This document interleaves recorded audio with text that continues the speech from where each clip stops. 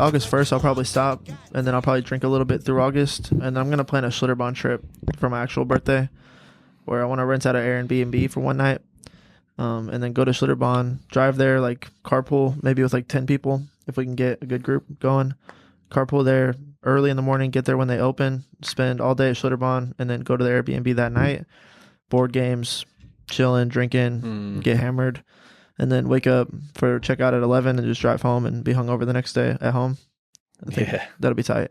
But then August 1st, I'll start drinking so I can build up a little bit of tolerance. Because usually the first time if I haven't drank in a while, I'll get drunk like fast, dude. Easy. Like by drink 4, I drop my drink. No, that's the marker. That's the mile marker. That's when that's when other people know I'm fucked up. I don't want them to know. Yeah, you know what I'm saying? It's like a visual cue. Matthew's fucked up. Yeah, like, shit. No, I'm not. Party foul. No, I'm not.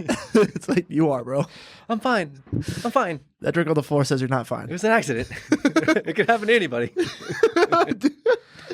I was hanging out with hanging out with Andreas in Austin. We went to like a Patron Citronage when they came out with that. Okay, yeah. It was like it was a tasting or like a marketing event. Yeah, it was for like the people that order liquors for restaurants. For Patron. Yeah. Heard. And then he brought me as a +1. And then I just accidentally dropped a drink at the Patron. Oh, fuck. I mean, dude, but it was like a big party. Like lots of people? DJ. Hundreds? I would say 1,000 maybe? Between 100 and 200 people. Okay. On the top floor of this big room. We're sitting at the bar. And I don't know, man. It just fucking slipped out of my hand. Like, I'm not sure. It's like a glass? Yeah. Like a glass of beer? Or like a Collins margarita, glass? like a Collins glass. Okay. I don't think it broke. No, it didn't break. Maybe, I think I just like knocked it over when I was talking. Okay. And it spilled. But still. Party foul. Yeah. Party foul. It's not as devastating as the drop, though. The drop the and full break drop is and shatter. fucked. The drop and shatter will make your butt pucker. You're just like, oh. And there are some times where like the pop is like deep. Like I work on Saturday, there was a pop that was deep, and it wasn't a glass. You could tell the difference. It wasn't like a wine glass. It was like a fucking mason jar full of olives or some shit. Yeah. Just boom. And it was the drop and shatter is devastating. Butt pucker. We should clock out, go home, people. Like, not in a rude way, just like there's a fucking... That's a synonym for fire. Fire on the spot without due process. It's an at-will state here. Clock out, go home, Papa. In my mind, I want to clock out, go home, people, and then decide if I want to fire them. But you're done tonight, dog. For sure. You're not sub out of the game. As far as I'm concerned right now, you could just shower, get on your own Uber home. Don't even ride the bus with us, dog. Sorry, bro. Not tonight. Not your night. Mm-hmm. I think we should do that to people sometimes. And also, like, having that have a consequence, I think, generates more care. You're like, I'll fucking send you home, dog. Yeah, I think I think that just is true, you know? There's some people who care naturally. And I think everybody, if you're working at a restaurant, every on-staff person isn't actively trying to break things, you know? No, of course so everyone not. cares at least that much to not actively try to break things. So we're trying at least to do that, you know. But then if there is that added pressure of the clock out, go home, you're like, oh shit, I don't want to catch that axe, bruh. Yeah, you would think like, oh, I get to go home, but it's like, bro, it's like no one wants to go home like that. It's a walk of shame. Yeah. It's a nice walk home, but it's a walk of shame. A little pressure's good. But yeah, so just knocking over the drink. That's not as big of a. It's a party foul, but it's not. What's the difference there? For sure, party foul, that's like a common thing. But if someone drops it versus someone just knocking it over, the problem is that I had knocked over a drink at dinner too. Fuck. So it was the second time. You're done. Exactly. You're done. Exactly. You're fucking done. I'm there with my dog, but there's also like he's not just like Julian. It's not just like you. Like close. Well, even you would probably be like, bro, what the fuck, bro? He's cut off. But can I have another one, please? Yeah, like I'm not. I get. He wants two. Okay. I'll drink for the both of us. But it was. I felt bad. But the problem was I hadn't drank in a while. That was the thing. Oh, see, that's the moral story we're getting to here. Yeah. So then I feel like that night I learned like, okay, if I know I'm gonna drink, I need to drink a couple times than the week before, so that way I just like get a little tolerance. My body can get a little used to agave salad. Yeah, it's having to deal with and process alcohol. Yeah. Because then once I build up just a tiny bit of tolerance, then I can do the all night drinking thing. Like, you know, big guys can drink. Just hanging out, drinking. I can do like drinking some brewskis with the broskies. Yeah. I can do the 2 brewskis before we go out. I can do the 2 drinks at the dinner. Then I can go to the bar afterwards and drink 2 drinks, and I'm still like good all night. Mm-hmm. But I'll be fucked up if I didn't drink for a month. Yeah. And that happens because I don't drink at home. Tolerance is real. A lot of people go home and have a beer, cocktail. They stop at the bar on the way home and have a drink. Yeah, a glass of wine. Yeah, it's just not in my... I just don't do that. Yeah, no, me neither. I don't think, aside from... No, I guess Lent was after our wedding. But aside from our wedding in March, I don't think I drank at all. You know what I'm saying? Like, maybe just samples of wine at work. Yeah. And that's it. Like, that's... I came... Again, Christopher's wedding, same thing. My brother's wedding last month. Yeah, fuck, dude. April. I know. In April. That was a month ago? Almost. It was in... 24th of April, and we are now in like the holy shit, we're double 11? digits of May. Okay, like 2 weeks. Yeah, 2.5. Yeah, 2 and change. By Thursday, it'll be 3 weeks. But yeah, dog, it's going by quick. Do we want to hello the people? Yeah, let's bring them in. We're hello. What's up, podcast? Y'all? Welcome in, everyone. MJ38 show, episode 80. 80 deep. That's 80 sick. deep. Yeah, that's hard. The show. That's a lot. That's a lot. It takes a fucking minute to get to there. Yeah, dude. I remember 80 weeks is over a year. It's a year and a half almost. If you've been watching the More than a year podcast and a the half. whole time, you saw us at your table for a while. I saw us in the fucking in the depths of the dungeons. Yeah. Now we got the studio. Now we're probably gonna relocate the studio here in I don't know, a few months, 5 months, 6 months, something. Yeah. Do a more of an at-home studio. Yeah, we'll do That'll be something. our 4th setting. Yeah, you've seen all the evolution. It's cool. From inception to now. And even on the first episode, we are talking about how even the first episode came about. We've been doing this for a long time. True. So if you've been on for any amount of time, appreciative. But If you for were the day watching ones- Guide to the Grindstone, Oh, God. fist in the air, dog. Yeah, this one dog from Hops and Hounds. I'm going to shout him out. Don't even know his name. Dog. Shout out. My dog. You shouted us out. So I got to shout you back out. I got to reciprocate that love. Yeah. Long story short, my wife was out with some friends, and they were at a concert, I believe, and then one of her friends has a coworker. They met up at this concert as well, not on purpose, but just in passing. It's like, oh man, what's up? Like, oh, not much. Conversation. What pop culture are you listening to, watching, consuming? He's like, podcasts. Like, okay, yeah, podcasts. And he brings up our podcast. So it's just like of my wife's friend's coworker shouted us out in the. You did the mission, kid. Dude, you did it. You did it. What we're always telling people to do, what we're preaching about. Whenever you really appreciate someone's work, or if it's like you used to love a movie or a show or a piece of music that's gotten you going recently, Yeah. You're like, man, you gotta listen to this song, or like you gotta check this shit out. So having the ability to pay it forward in that sense, he did that shit, You did it, bro. and I appreciate you. I don't even know your name. For my dog holding it down at Hops and Hounds. Hops and Hounds. Fucking respect, bro. Okay. It made me curse for the first time on the podcast. Sorry. Rated R podcast now for you. Big respect, explicit. I'm gonna write you into a song. Be like, I got dogs that Hops and Hounds holding it down. I don't even know their name, but I don't know. I'm working on it You still. fam. I'm working on the bars, but I'll get you in a song. Yeah, absolutely. Tell a friend. Be a friend. Absolutely love you guys. We're rolling deep. It's been a minute. So shout out to everyone who's been watching, continue to watching, starting watching, talking about us, talking about watching.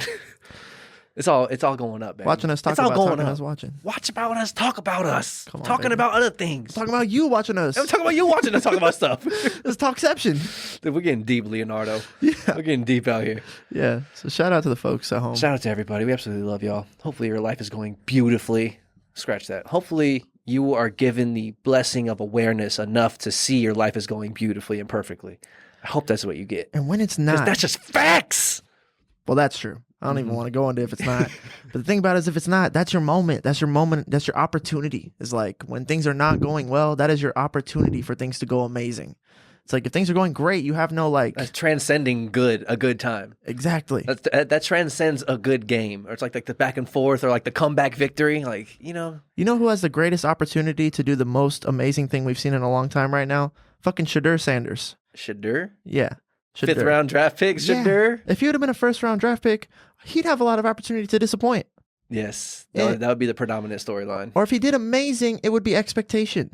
Be like, okay, he's doing what we thought he was going to do. Mm-hmm. But now if he does amazing, his opportunity for a great story to arise to the cream, it's the avenue is there for him. So in your life, when things aren't going exactly how you want them to go, bad breakup, work got fired, demotion, stuff's happening in your family, like it's opportunity for you to enter the realm of transformation. And that doesn't arise just like everyday life. So yeah. when things aren't going well, this is your opportunity. Dig in. That's And it. people will be wrong about you. You just have to transform into who you know you are. Facts. Just do it. I'm into that. Just do it, bro. Nike hit it on the head, bro. Joe Rogan was talking about. I was listening. I scrolled. I started scrolling because I was like, man, I'm out of Joe's. I've listened to every Joe Rogan for like at least 2 years, probably 3, maybe 4. My boy's caught up. I'm in there, dude. I listen to every episode. But then I was thinking about that sentiment, and I'm like, well, let me just scroll until I catch one that I didn't watch. Okay. And I found Gary Clark Jr. Do you know who that is? No idea. He's a musician. I apologize. Sorry, Gary Clark. Sorry, Gary. You get the shout out, though. Yeah. But sometimes the musician ones I don't like, if I don't know the musician. Or the band, or whatever. Yeah, like they're harder for me to listen to sometimes. But I'm listening to this, and they're talking about he wants to show him a song. So he shows him the song. Who? Joe shows him? Gary shows Joe a song. Got it. And it's called Go With Him. Okay. And then Joe's like, that's a flex, bro. Like, they listen to it, and they cut right back to after they listen to it. And he's like, that's a flex, bro. It's like, go with him. Like, he loves you more, go with him. Like, that's all right. I love you. But if he loves you more, hey, go with him. That's a flex, bro. That was the energy behind the song. It's like a breakup song to a degree? Yeah. Okay. And Joe's like, that's hard. Because otherwise, like... That's a hard sentiment. That's a Drizzy-esque position to take in regards to this central problem of getting broken up with. And, like, the way that he's standing, I'm not sure what genre it is, but regardless, he's standing in the same XYZ as Drake about how to handle that or how to process that. That's exactly what Joe was saying. Yeah. He didn't say Drizzy-esque, but he said everything else. Yeah. That was like the point he was making. He's like, and some people need to hear that. They need someone to they need to show them, hey, this is how you can feel about that. It's like, you see that thing you're looking at? I see the thing you're looking at. Come look at it from over here. Yep.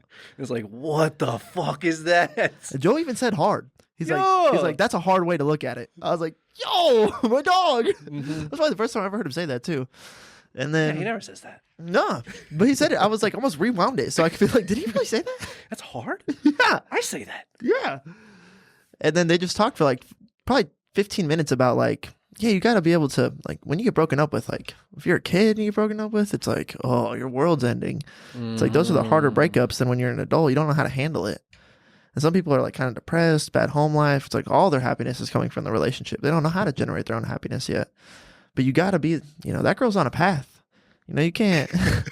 Not every girl you're with is like the girl you're supposed to be with. And even if a girl is fun, you can have a great time with a girl. But maybe that girl's not supposed to be the one and only for you just because you have fun with her. And you got to be able to say, okay, hey, go with him. Because that's hard, dog. Yeah, especially if that's like if that's the natural direction of both parties or of the triangle, you know what I'm saying? If it's like, all right then. And Joe's also like, man, like the guy that took your girl is going to look at you and be like, wait, he said what? Yeah, right. I don't want it anymore. I don't want this at all anymore, actually. He's like, he said you could just go with me? Oh, shit. Okay. And then the girl's going to be like, wait, you don't care? Like, you're just okay with this? You should be excited. Or like, yeah. But yeah, to him too. To the guy that is like, yeah, just like, you can have it. Wait, he can have it? For real? What? No fight? No upset? And then the novelty of the relationship's going to wear off. And then all of a sudden she's, hey, you said you were going to call at 5. You called at 6. What's going on? Where were you? What are you doing? Let me see your phone. All this is going to go on. And then all of a sudden, she's going to be like, well, what's old boy up to? I mean, last time I heard from him, it was a hard sentiment came out of his chest. He was speaking words of life and death at the same time. Yeah. I couldn't tell what was going on. And then Joe Rogan was just like really advocating for this position of like, hey, do what you got to do. And then that's kind of like where that feeling that I'm talking about right now comes from is like, it's the opportunity to be like, to say the harder sentiment, to like take the high ground almost when bad things happen. And Shedeur's doing the same thing, man. Everything he's saying, everything coming out of his mouth is like the perfect words. Shedeur, that's Deion Sanders' son. He has multiple sons, right? Yes. It's his oldest, I'm assuming? I'm not sure, actually. I don't think he's the oldest. Okay, because I know he has... I'm saying I was assuming that there was another son because I would have figured that if there was, he would have been mentioned in previous NFL drafts. So if he was also in the same... I'm assuming he's in the same sort of football... I think their oldest son role isn't in the league. He does the media for all the Sanders people. Like, got it. He does the cameras and the shooting of the videos and the editing of the videos. I think he heads up like their Sanders family department. Yeah. Heard. But he does have a brother named Shiloh Sanders who played with him at Colorado? Yes, but where did they play before that? Not Louisiana Tech. They played in the same conference as Louisiana Jackson Tech. State? Jackson State. They played together at Jackson State. He was headache gang general. He's a safety, cornerback, D-back. And then they both went to Colorado, and then they played at Colorado together as starters. And then they both entered the draft together. But then Shiloh didn't get drafted, but he was an undrafted free agent signing to the Bucks. So he plays with the Bucks now. Apparently he's standing out at minicamp. He looks really good. You'll see him on the field. I'm sure they're going to talk about him. Shiloh. Buccaneers on games. The Bucks. And then Shedeur got slid from, he's supposed to be like a first-round draft pick, projected. Like second quarterback off the board behind Cam Ward, maybe even a top 10 pick. Slid all the way down. It was like all over the media. It was all over Instagram. I'm sure you saw some. They're saying that he had the worst interviews he ever had, that he doesn't have good character. I saw this thing that said he walked in wearing so much cologne that the executive on the team was like, hey, let's go take a walk, because he thought he was going to throw up because it smelled so pungent in the room. So strong of cologne. Yeah. And this is facts? I don't think so. I think... Is that facts? Is that fake news? I think it's a conspiracy of collusion to, for whatever reason, take a shot at the Sanders family. Why? I think the old money was tired of my time. I think they were tired of the chains. I think they were tired of bringing Key Glock into the locker room. I think Deion Sanders walks into any room he's at and he's like, let me say some crazy shit. He's swanging. He's swanging and banging his swag on 1,000. Yeah. So pushing so much pee. Black hole of pee. It's a literal thing you can do. You can walk into a room and become a black hole. All the attention, all shift the lights. The entirety of all the previous orbit. Fuck all that up. All that orbit's done. Fuck what you thought was going to happen. I'm here now, bitch. Deion Sanders does that That's to Deion the Sanders. max. Okay, like that combined with the fact that Shedeur was talking about he was going to do the Eli Manning. Which is what? If you get drafted by the team that you really don't want to go to, yeah, you'll just not sign the contract. Oh, Eli Manning did that? Yeah. What? He was going to get drafted by the Chargers, I think, and their team was not good. And he was just like, no, I'm not going to sign that contract. Like, I'll just take a year off, and I'll train, and I'll enter the next draft, and we'll see what happens then. If that's what you're going to do with it. Diabolical. Waste your draft pick, Hall. Waste your draft pick. Waste your draft pick, Hall. Oh, no. It's nasty. Don't do it. Reconsider. Read some literature. Read some literature. That's bars. That's 3 stacks. That's 3 stacks. Oh, they are bars. National Players Anthem. Nice. So John Elway did the same thing. Really? Yeah. That sounds like some hoe shit. Eli Manning got it from Elway. A little bit of hoe shit. The spirit of the draft. It's spirit of hoe shit. It's not the spirit of the draft by any means. That's not cool, dog. You should go where you get drafted, because the league is its own thing. It is what it is. Like, and you know who upholds the spirit of the draft? Sucks. They get the first pick. They suck. I'm sorry. Yeah, this is what it is, man. Yeah. And the people that uphold the spirit of the draft are some, in my opinion, some cranky old white billionaires. And they ain't playing with that Deion Sanders shit. So they were thinking, well, wasn't he going to get originally projected to get picked by the Browns anyway? Yeah, right. They got him they got him anyway. Totally. So he's going to sign that shit? He did. But I guess you were saying that he potentially could have used that as a card or as a move to not sign and to say, fuck y'all, I'm going to do my own thing. Let's say Tennessee was going to draft him. Maybe he didn't. If he didn't want to go there, he was going to be like, nah, I'm not into it. There's also like someone else did it where they were a baseball player and a football player. And they were like, nah, I'll just enter the MLB draft, play a year of baseball and come back. And then got shifted around until he found a better situation. Really? Yeah. But this I mean, the NBA does that more or less. Like the idea where the players run the league, not the billionaires run the league. Like the players are like, no, I'm not going to play for you. No, I don't want to go there. They do run the league. They are what we watch. They are the product. This is the bigger conversation. Yeah. Well, let me tie this up and then I want to get to that. Do it. But so that's a lot of people said that the Luka trade was billionaires saying, like, I run the fucking league, bitch. You don't run the league. You don't make teams. You don't decide what gets to happen here. Like, I'll trade Luka Doncic. I don't care. I'm gonna move this team to Las Vegas. Actually, I don't care. So like that was what I had heard about the Luka trade. Was the billionaires were like, we own this bitch. You guys don't own this bitch, okay? But it kind of bred out of this like head bucking with like, who runs the league? The people that own the teams or LeBron James? It's like the people that supply the product or the people that deliver the product, like the actual product itself. And so I think that in the spirit of that, what I think happened is that the owners decided, or maybe it was just the people in the top 10 picks, decided, hey, fuck Shedeur, fuck Deion Sanders.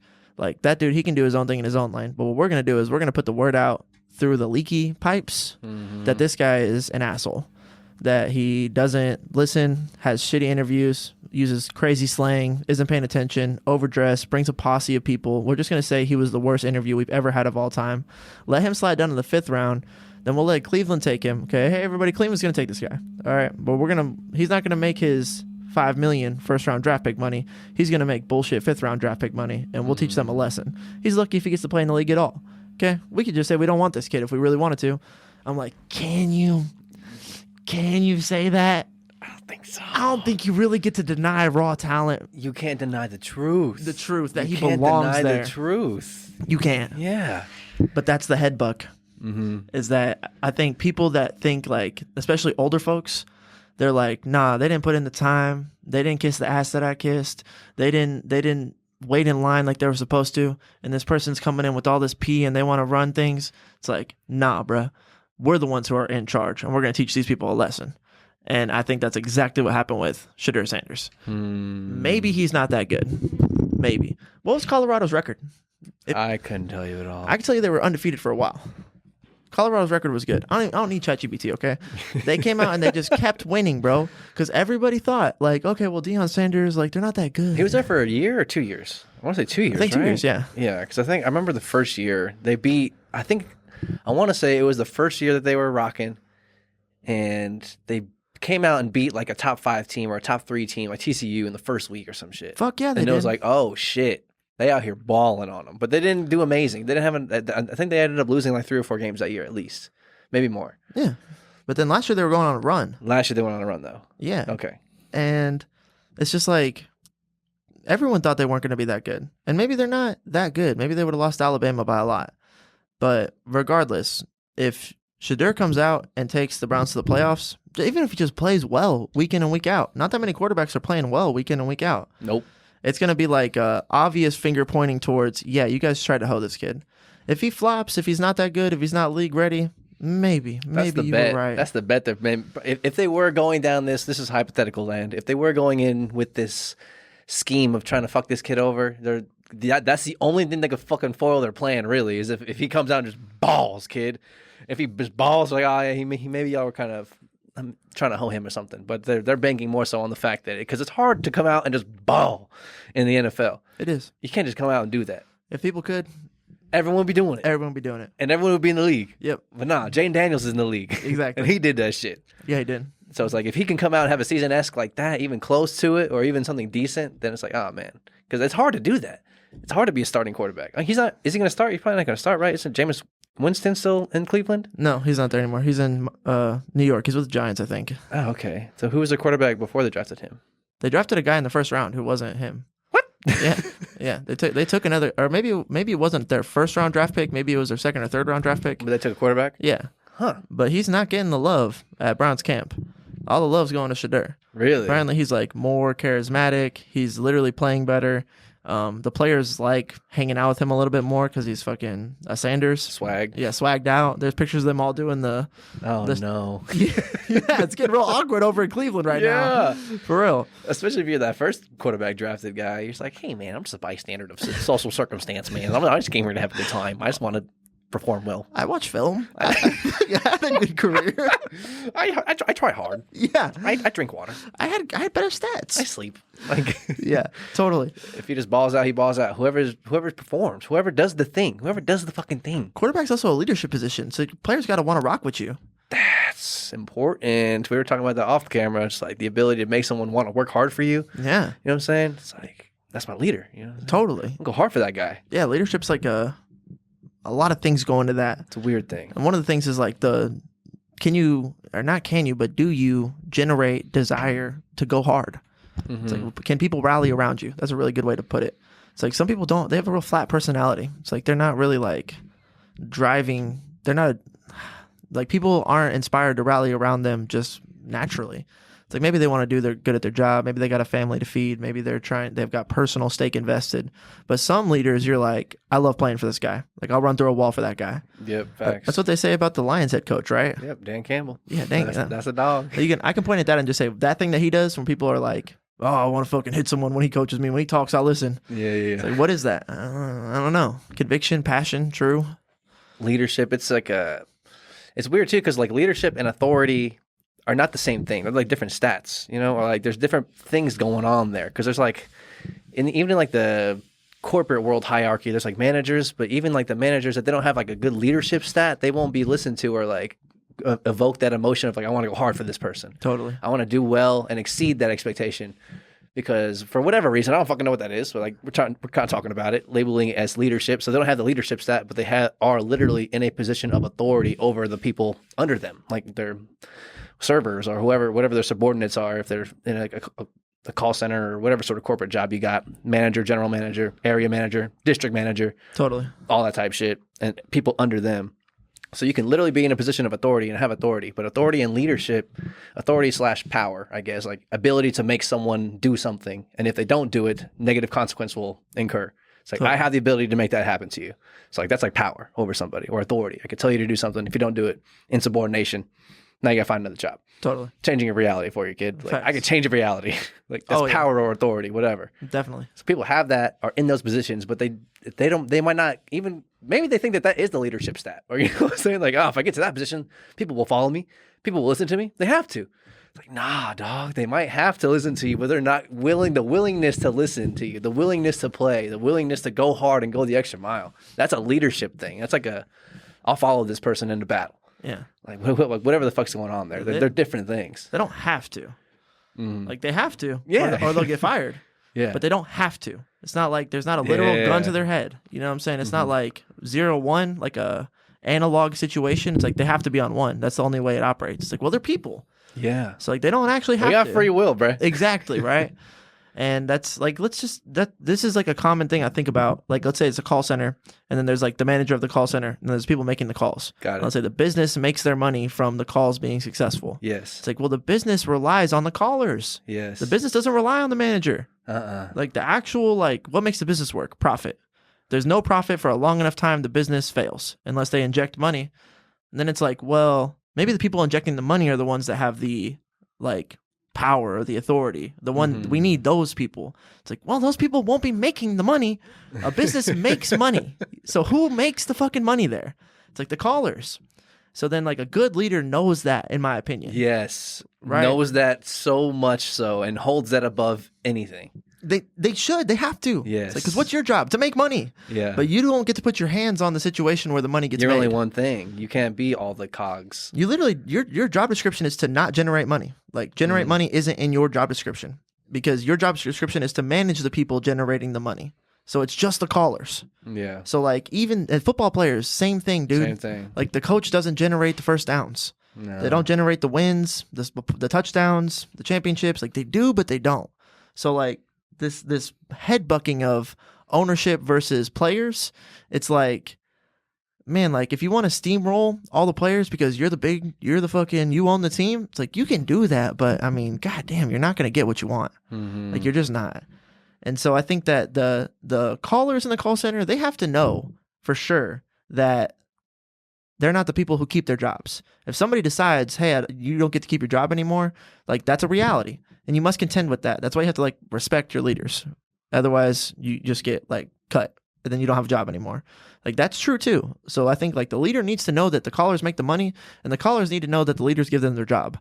Yeah, it's definitely a both way type thing to work. But if I'm being like, the thing that is super true about that situation, regardless of what position you are in the situation, the callers make the fucking money. Yeah. So I personally would try to cultivate a situation where the callers feel respected, they feel powerful, they feel like supported, and everything is in line for them to go the fuck off. Yeah. In the NFL, it'd be like, I'd want to make sure the cafeteria was nice. Like, what's the food situation? How good's the locker room?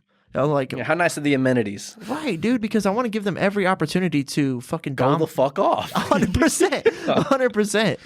And if they're not going off, they can't point any finger at anything that we're not doing well for them. It's like, we're giving you every opportunity to, what do you need? Tell me what you need. And then at that point, if they might not be the right quarterback, might not be the right running back. That's the thing. Totally. That's the thing too, because it's a both way. You can see it on both sides. If you're like if you are the ownership who is in the authority position and supplying everything that the players who make all the money, or the callers who make all the money, or the hands on the ground, boots on the ground, hands on the product, people who are doing all the fucking work. Like those two different parties. If you're in the ownership party, then you give everything that they need to the employee party or like the players, and they're still like bucking or giving attitude or being fucking a prima donna or whatever, and it's like not in our squad, bro. Totally. Not in our organization. Totally. And then it's like the opposite could be true, where it's like, in this example, extrapolated, we've been talking about it for a minute now, but if Shedeur is on the employee side, the one probably making the money, and like the people in the authority position ownership are like just like fucking him, then he can be like, I'm not playing for y'all, fuck you guys, I'm gonna go play for somebody else. If he has like the true thing of he's like actually like a solid employee, someone who like goes to work and works hard. Totally. You know? Yeah. So like it's like both ways. If his asks aren't unreasonable, if they're reasonable asks, the other thing that's going on is there's truth involved. Yes. Like you can't run and hide from the truth. You can't. So if you're fucking up, life will fuck you back. If you're doing the right thing and you're going through bullshit, like you'll come to the other side of that. The truth will always come through. You gotta remove the bullshit, the barricades, 100%. whatever has been the weapons that have been formed against you, against truth, like the lies or the blockades, the detours.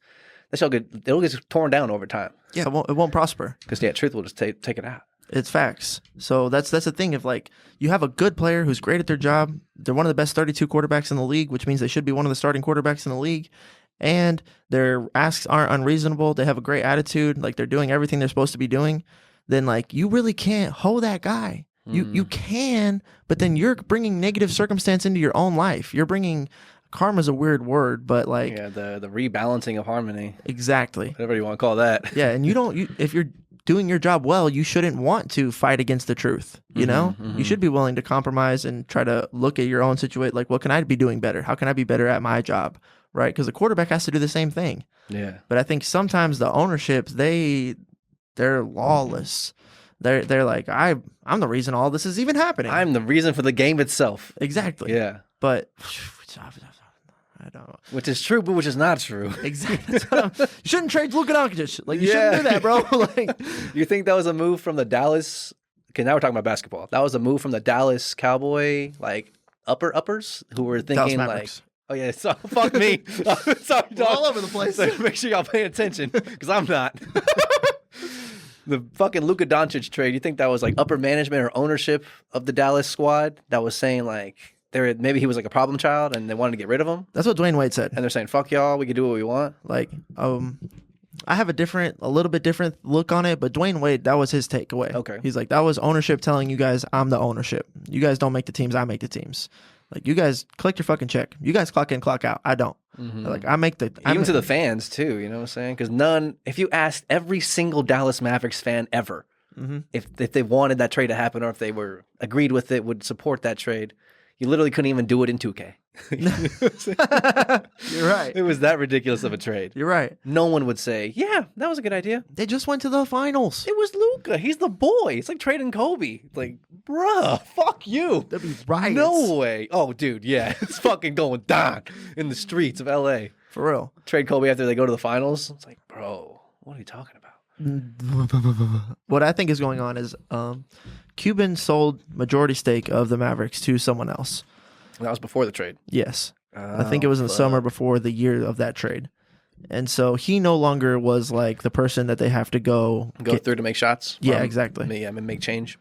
So then this new person who's a woman, I think that's why. No, I'm just kidding. I'm just kidding. Layup. It's a layup. Cuban said in an interview that the only basketball teams that are making money they're like, why'd you sell? He's like, basketball is not like a super profitable business anymore.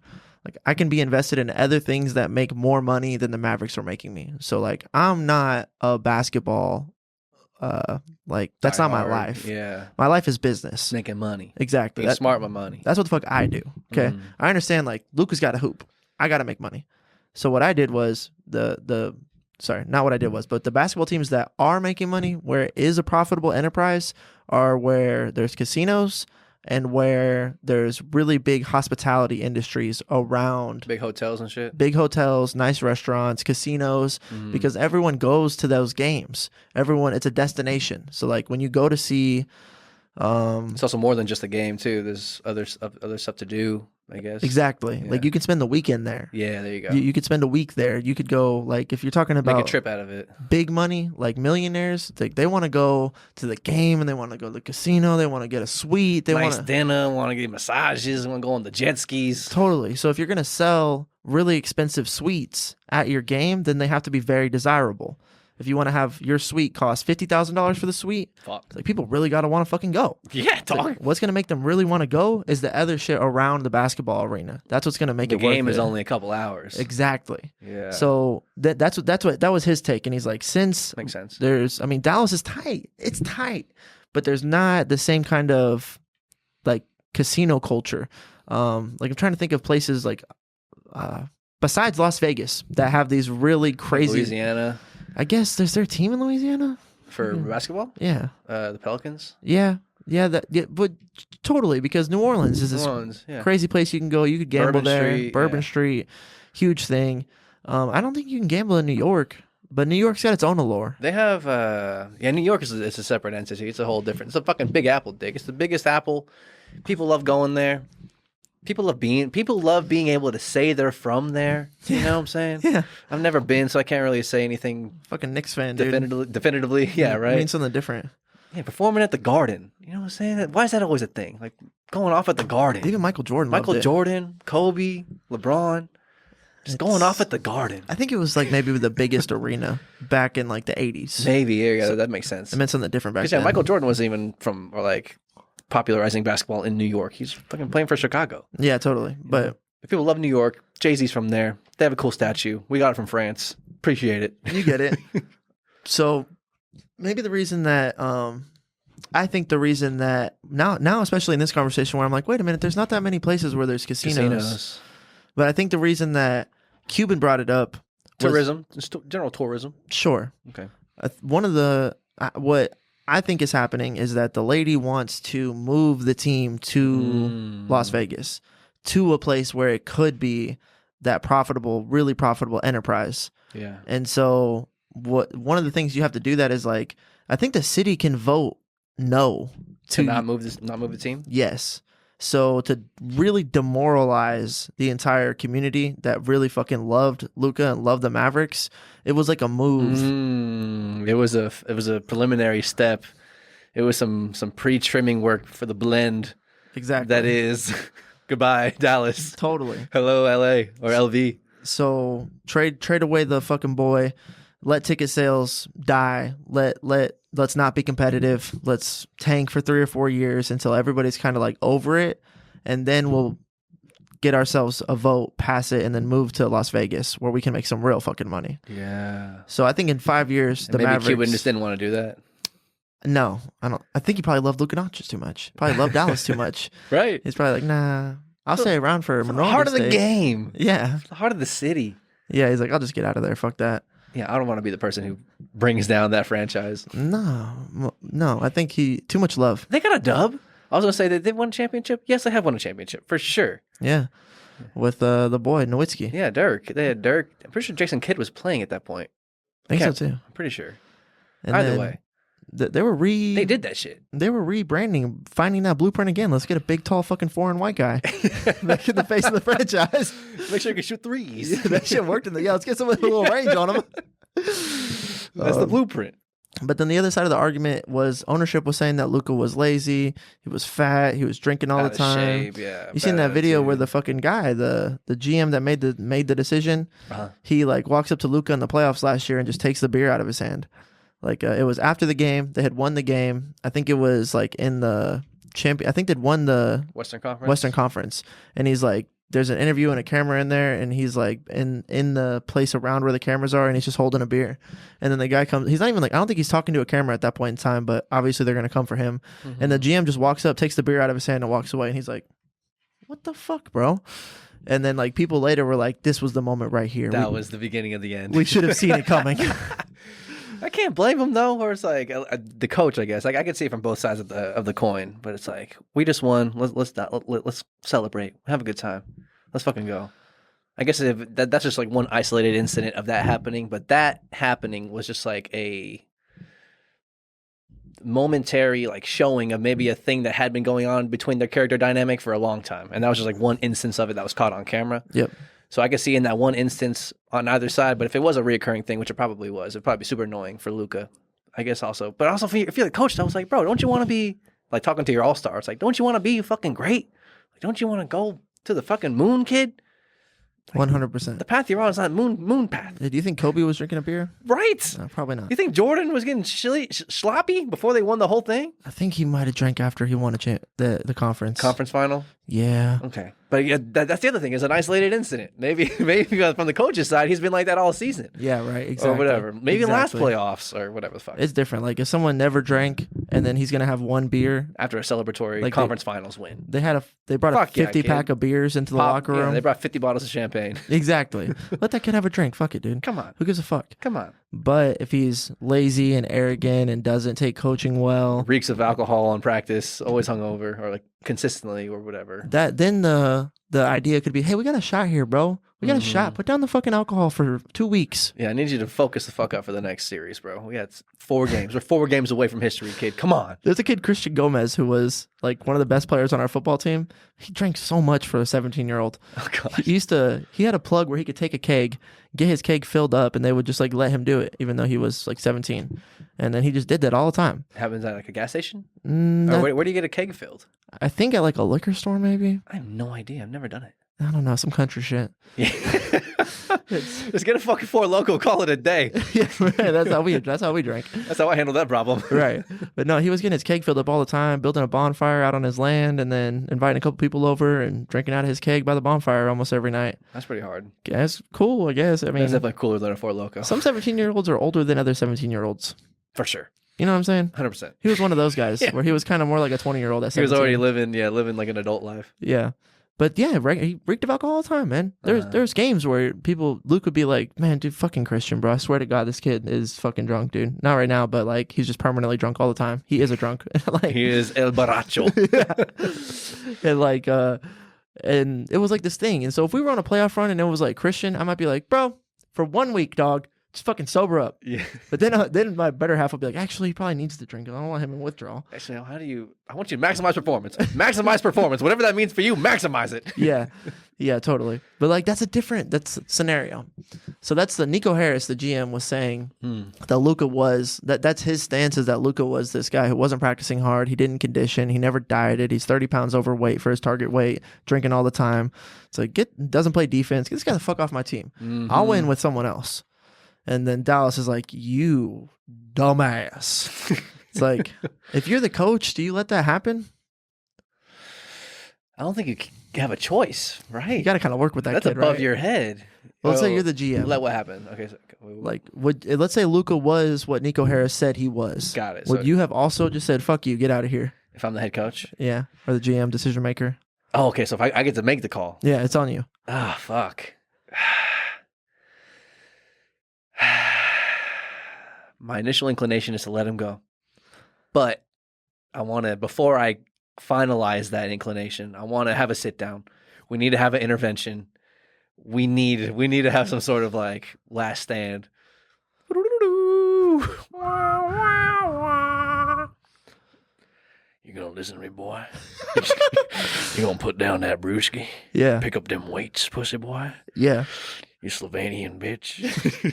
Get him riled up a little bit. I don't know. Yeah. Get him fucking emotionally invested. I learned some Slovenian. Because maybe he doesn't give a fuck. Or maybe that's a perception of the coach or the GM, whoever. But like, if that is my perception, and I do believe that to be true, then I just want to make sure that is true. Or at least give Luka, because he's the fucking boy. I'd dive into that dude's life. Give him a shot. I'd be calling him every It's day. like, what do you need? You need like a personal trainer with you, like a live-in personal trainer who's gonna like, you want David Goggins? I'll hire David Goggins, bro. We'll get you out here. We'll get you ready for the finals next year. Yeah.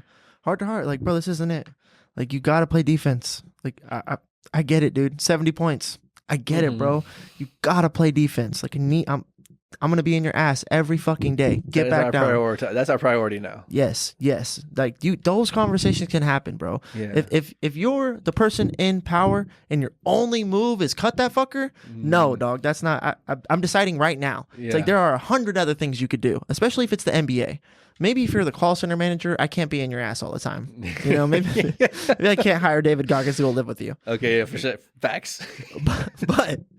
but for Luka Doncic, I think David would be down. Mr. Goggins. Give me 8 weeks with this man. Yeah, so if it was like that, like, in sports is this fraternity thing. Like, you're in each other's lives, bro. Like, y'all are basically a family. Shower together. Come on. Literally. Ball swinging, dog. You know what I'm saying? Like, you guys are on the road with each other. You probably see each other more than you see your families. And you're united under a common goal. Like, no one's in the NBA and they're like, I don't care if I win any championships. It's just a job. You think some people are like that in the NBA? Jokic might be the only one. And he's just dubbing up on those fucking pussies, dog. He's in the position to get to be like that because he wins chips. But no, I think almost every person that's in the league is like desires a ring. Yeah, I want to be on a championship team. Right. So I think that's I think there might be a 5%, maybe 5%, maybe more. I'll say 5. 95% of NBA players are just like, yeah, I want to be on a good team. I want to win. I want to win a championship at any cost, whatever that is, whatever role I have to play in aiding us and helping getting there. I want to do that. Totally. I'm down to win.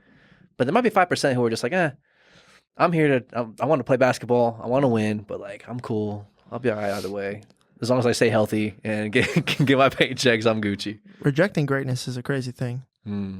So yeah, I get it. If Nico Harris had those meetings, if he emphasized the importance of whatever their core values were, fitness, defense, and then Luka just refused. He's like, man, fuck this guy.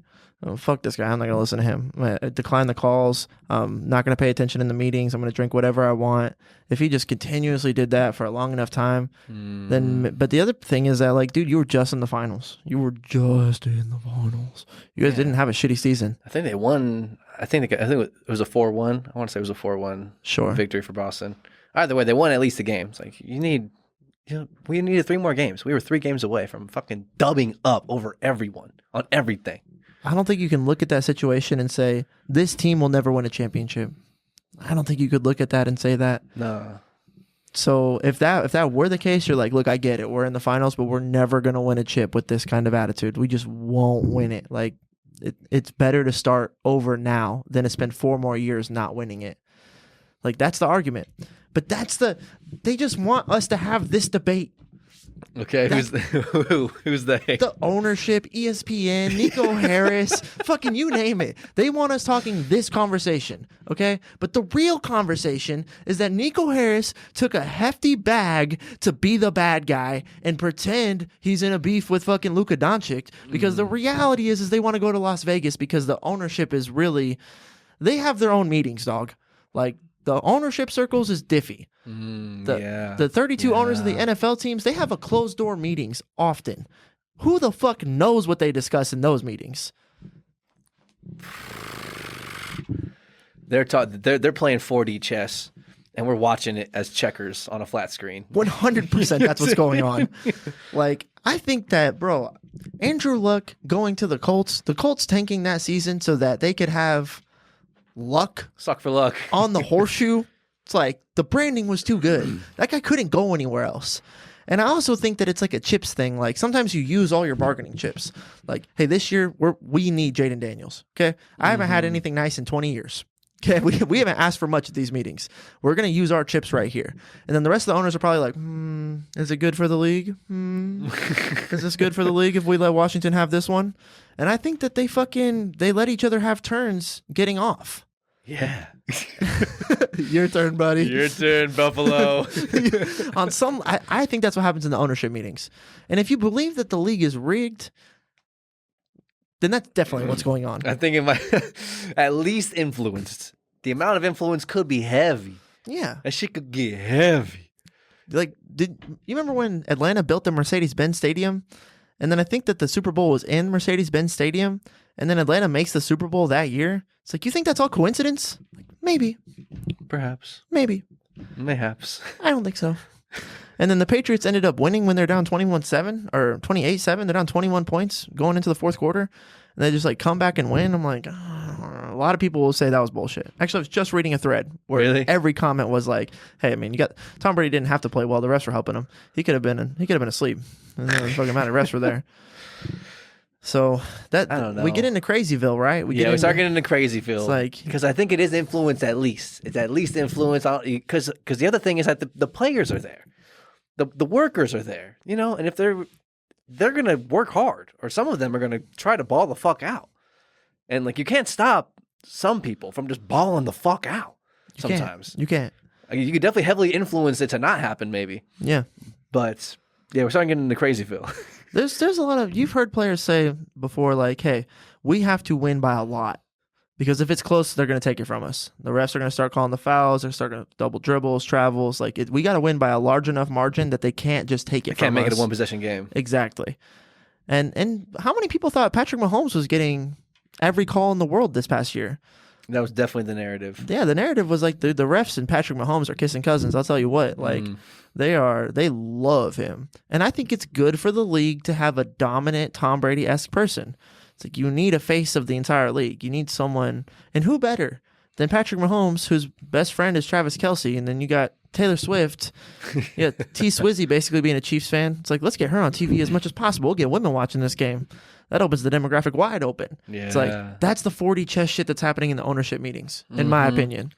Another thing that just came out of my mind in regards to aiding in the 4D chess conversation, it's like they're thinking about, we're watching what happens like in the trades that are happening now. They're like, I'll trade you this person for this person. We're going to cut this person. This person's injured. We're going to move this guy out from the practice squad. We're moving things around right here. And then that's what we see like in this season. But they're trading picks across like years. Like they got 2027 picks already traded about in and about and swapped and shit. And I bet that they're already looking at middle school and high school football players. Who's going to be in the league in 2027? What's the freshman class looking like right now in the current middle school landscape in Texas football or wherever the fuck the good players are coming from, son? I don't care where they're from. I want them. You're not wrong. No. You're not wrong. That's someone's job is 100%. To watch sixth graders, bro. Yep. To be like this kid. That's what happens in the documentary Hoop Dreams, I'm pretty sure. Like in the beginning, he's like goes and watches kids, or like watches like a local park basketball in some sort of like Chicago or some northeastern state city. I'm pretty sure. I think one's from the East Coast, one's from the West Coast. I can't remember. Good documentary. I watched it a long time ago in college. I was high. It was all right. It was great though. Hard to remember. From what I remember, it was good. It felt good watching it. But it was about just like two different kids going to their like playing throughout their middle school, high school careers, and then going into college or whatever, and playing AAU or some sort of other basketball camps and programs and stuff. But there was one scouter, like a prospect guy, who would like go find the prospects, and he would go to the way he would do that is that he would go to different schools or schoolyards or it's like local gyms or like the gym we were playing at today. And it wasn't a gym; it was just basketball court outside at a church. And he would go to those places or parks where there's like hoops and hoopers and people playing, and he would watch people and like find someone and then offer them. Like he was like, that kid has the quickest first step I've seen in 20 years. And he was like 12. Like that first step he's got though is something special. And like there are people whose job it is to go do that and scout these 6th, 7th, 8th graders and get them on the path, the routes into playing for Alabama or for playing for Ohio State or whatever the fuck. And that's going on for that level. And those guys are probably in cahoots or in collusion or in contact and communication with the NFL people who are doing the same thing. And they're just all trying to work together to get the best players at their schools, to get the best players at their franchises to make the most money possible. Oh, yeah. On some 4D chess shit. 100%. And we're watching Patty Mahomes like today on week 17, whatever the fuck. 100%. But they're thinking about 2027. Yeah, and if you don't, like, that's definitely how it is. Like, 100%. That's going on. Nick Saban was in 18-year-olds' kids' houses, sitting on their couch, fucking their mom and dad talking about fucking farms and how the pesticides and the taxation and the death taxes and the inheritance taxes and how much bullshit, how hard it is to run a farm today. I think Nick Saban gives a fuck about a farm. It's like, no, he's in there connecting with this family, hoping to get this kid to sign. But then how does he know that kid's worthwhile? He's got people. He's got people in Alabama, okay? Then those Alabama got people that are not in Alabama. And they go out and they go to the parks and they go to the school meetings and they go to the things and they tell the people in Alabama, then those people tell Nick Saban, and then this person goes to the house. It's like a network, a web. And then whoever has the best web will find the best recruits. And that's why Alabama was getting such best recruits for such a long time. So like UT had that going on too. UT was getting crazy recruits for a long time. It's like that goes all the way up to the NFL. Yeah. And you know how I know? It's because it's fucking money, bro. Yep. Money's what drives that shit. Mm-hmm. Championships get money. And there's billionaires that are like, I want money. It's like, how does that happen? It happens through a web of these connects. There's like a fucking guy out there who's like a fucking janitor, right? Yeah. And what he does is he goes to every high school football game that he can. And he calls somebody and says, this kid right here. And then that guy calls somebody, and that guy calls somebody, and then someone else shows up at that game and sits with the janitor and goes, that kid. Mm-hmm. And then maybe let's get him some NIL money. Maybe let's get his mom a car. Maybe let's do Reggie Bush, bro. SMU, bro. Like it's been documented. You know what I'm saying? Uh-huh. These people will throw Corvette money around because they want fucking ESPN TV deal money later down the line. Facts. That's just, and look at the NIL. Like that should exist now on paper. Yeah, what is that even? They made it so that they can pay college players because they were paying college players under the table. Yeah, that got Reggie Bush's Heisman taken away. 100%. But then reinstated. I think they gave it back, right? At my dog. Yeah, enough people were like, dog. Yo. Come on. It's just a whole bunch of come ons. 100%. We've been doing this for decades. Come on. Was there a better player that year? No. He was a monster. No Corvette. There was no other monster like that. Monster, dude. Yeah. Monster. Yeah, you put that kid on any school, he's probably winning the Heisman. Yeah, he was a crazy running. They just happened to have the best running back with the best quarterback that year in the whole nation because of their web. USC has a web. They webbed it up back in the day. They're not as prominent in their web development. Maybe they've slacked off or something. I'm not sure what happened. Yeah, they take turns. I think that's what it is. Right? Yeah. Who's coming up? Who's calling up? Like Ohio State just got theirs. Yeah, Ohio State's been balling. They've had a pretty notoriously good program. LSU, they've always been coming up. UT's back in the mix. They fell off for a little bit. They had their time with Vince Young. Yeah, they had the shot. You got to pass that torch every once in a while. They got a hell of a dub with that one. Man. So that's what I think happens. I think that they take turns. I think they have chips. I think Irsay used all his chips to get Peyton Manning, then didn't get to use chips for a long time. And then he used all his chips to get Andrew Luck. Then he didn't have chips for a long time.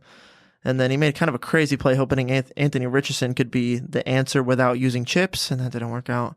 Well, I think it will. So far. I think actually he's got it. He's just one of those, he's like Luka Doncic. He's one of those people that needs extra attention. Like you need to make sure that guy watches film. You need to make sure he's working out, doing his rehab. If you just lock in on him, he'll pay dividends. But Jim Irsay too, he's the son of the owner of the Colts when the Colts went from Baltimore to Indianapolis. I promise you that was ownership talk. That shit got passed in some meetings, some closed door meetings. People knew that shit was going to happen. And if they didn't, he really just renegated himself into going into another city, then drafting Peyton Manning, then winning a championship. I mean, that's some legendary ownership shit. And then Irsay, the owner now, he watched his dad do all of that shit and then picked up the torch and kept going. So I think that's like part of like the ownership thing is like, it's like a fraternity almost. It's like a... Yeah, it's probably family shit now. Or like for some of the earlier teams. Yeah. Like the Packers and the Chiefs and like some of the OG teams who have been there since like inception. Yeah. It's a family thing now. Yeah. They're like mob tie thing. Yeah, we want to make sure that we keep this tight-knit because Jimmy's been running the business. He's been running the team for 30 years. He's going to die here in the next 5 to 10. Maybe 20 if we're lucky. Maybe. So then we got to make sure that Jimmy Jr. knows how to be on board, knows how to play ball, if you know what I'm saying. And if we can help influence that and make sure Jimmy Jr. can play ball, then we can keep this thing going, keep this money rotating within us, because it might be too risky to bring in an outside person to now be the owner of this team. It's probably going to like be handed down from generation to generation. Let's talk about the Lakers. The daughter of the owner is the one that owns it now. Yeah, right. Yeah, which like I don't want to be, but to expose myself. When I first read women, when I was like 20 and I read that news, I was like, what does she know about basketball? Owning a basketball team is a lot. That's a lot. Balls. Give that to your daughter. Like, I don't think my dad could just hand over the reins of preaching that to church to Grace. Just like, no, I want to give it to her. She could do it well. She's got it. It's like, you got to get like trained in some capacity. But then that's what we're saying. I think she did get trained in a capacity to understand how the league works. You know what I'm saying? Yeah, yeah. So anyways, that's my thought. If there's like a big conspiracy theory out there that sports are rigged, it's like, well, then how would you rig the sports? Like when like the owners and the teams and the player, like that's a lot going on there. Yeah. Like how could you like rig something? Who's it rigged for and why? You know what I'm saying? If it was going to be rigged, the easiest answer would be it would be rigged in a way that would make it generate the most money possible. Bang. But there also has to be some kind of agreement with these 32 men. And sometimes money might not be enough. For some people, right? Who's like the worst, like the fucking... I thought the Raiders for a second there. I was like, just like... Who's the worst team? Yeah, like a franchise that is just perennially bad forever. Titans. Okay, so the Titans. Like eventually, if the guy that owns the Titans, if he gives a fuck about winning a championship and then they're just colluding all the time and he's never profiting at all, like he's just making money and it's not enough for him, then he might blow the whistle. It's like, we got to throw that guy a couple bones. We got to have some kind of system in place so that everyone feels like they're like heard at least to some degree. So I think there's like a chip system that goes on. And every now and then you see a team cash in their chips and a bunch of things break their way. They get this guy, they get that guy. All of a sudden they're good again. They're relevant again. It's like, maybe that's just good management. Maybe someone... Good drafting. Sure. Maybe. But I don't think so. And I also think there's like a team can get to the playoffs. Sure. Like a team that's not even supposed to get to the playoffs, they can get there. But that doesn't necessarily mean that like we're going to let them win the championship. Well, look at Buffalo. They went 4 times in a row, didn't win a championship. What's up with that? What the fuck? You think they were trying to get them to win one and they just kept fucking up? Like, maybe. Could have been. Right, because that's the thing it comes down to is like if you were going to rig it, you would rig it so you could make the most money. And if you were going to make the most money, you'd have to have some sort of good stories going on, some good guys and bad guys and comebacks and underdogs and crazy shit going on and make it worth watching for the people. Worth watching so much so that you'd be willing to go buy a ticket or buy some merchandise, spend money at the fucking at the park or the stadium. Whatever, make the most money possible. But then it would come down to like maybe they only have a certain amount of influence, or at least I'm thinking that they only have a certain amount of influence because it's like broad scale. Let's fuck up everything to make the most money possible, make a great story. But then when it comes down to like it trickles all the way down to what's actually like generating the money is like this play right now. And like this second down, it's 2nd and 7, like 38 seconds left in the 4th quarter. Like this is important. Like they can't control that exactly. They might be able to influence it as much as they possibly can to get it to where it is within a certain point spread or within a certain narrative. The point spread too. Right? That's like a whole fucking thing, bro. Vegas making money, cuz. Yeah. So it's like, but they can't. If he catches it, he catches it. Or if they blow him out, they blow him out. Maybe there is a little bit of collusion with like the people throwing games and shit like that. You know what I'm saying? Like purposefully just like fumbling the ball. Yeah, Adam Vinatieri was throwing it to the wrong person, missing some kicks. Yeah, notoriously known for missing kicks in clutch times when it's like there's something going on there. That's a little strange. Yeah. A little strange. But so I mean, maybe they at that point all they can do is influence it with the refs at most. But people are always looking. That's been like the conversation for a long time now. A couple of years. The refs. Well, why would the refs do that? You think the refs have their own fucking closed door meetings? Hey, we're all betting on the Jets this week. No, they're getting a phone call from a dude with bees saying, "Hey, man, we're gonna pay for that house you just bought." Didn't that happen in Peaky Blinders? Yeah, with the boxers. Or I think it was didn't they? Maybe it was a different show. Horse races? I think it was like a soccer game, and they had like a referee for like a soccer team. Yeah. And they're like, yeah, they need to win by 2 goals. Yeah. Or what show is that? What movie is that? I want to say it's Peaky Blinders. Maybe I could be off. They're probably playing soccer back then. Yeah, I think it's later. It's like in the 4th season, 5th season, I think. Definitely. So I'm pretty sure that happens to a degree. Yeah, it happens with horse races like super early on in Peaky Blinders. He's like, this horse is going to win the Derby. Right, yeah. Yeah, right. Yeah. And then like, that horse is not going to win the Derby. He like sprays the dust in its face or whatever. And it's like, why'd you do that? And then you find out later it's because it's like they're giving him amphetamines. The horse is like, yeah. There's like some shit going on there. It's always been going on. Especially. Yeah.